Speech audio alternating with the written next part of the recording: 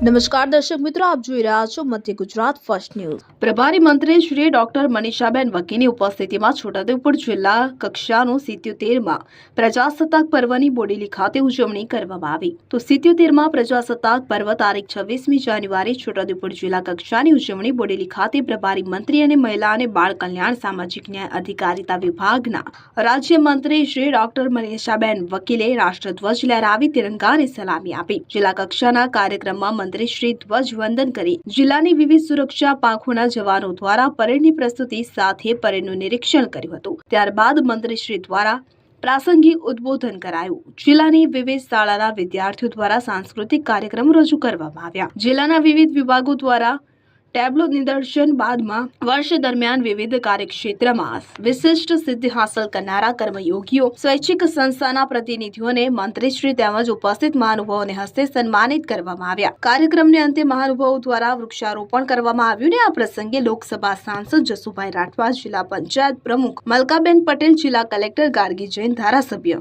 રાજેન્દ્રસિંહ રાઠવા, જયંતિભાઈ રાઠવા, અભયસિંહભાઈ તડવી, જિલ્લા વિકાસ અધિકારી સચિન કુમાર, જિલ્લા પોલીસ અધિક્ષક ઇમ્તિયાઝ શેખ, જિલ્લા ભાજપ પ્રમુખ ઉમેશભાઈ રાઠવા, જિલ્લાના વિવિધ વિભાગના અધિકારીઓ, રાજકીય સામાજિક આગેવાનો, અગ્રણીઓ, ગ્રામજનો, શાળાના બાળકો મોટી સંખ્યામાં ઉપસ્થિત રહ્યા હતા।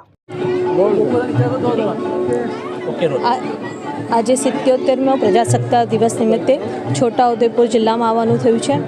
આજના દિવસે જ દેશનું બંધારણને આપણે લાગુ કર્યું હતું અને એનો જ્યારે ઉજવણી થઈ રહી છે, સમગ્ર જિલ્લામાં એક અનેરું વાતાવરણ છે।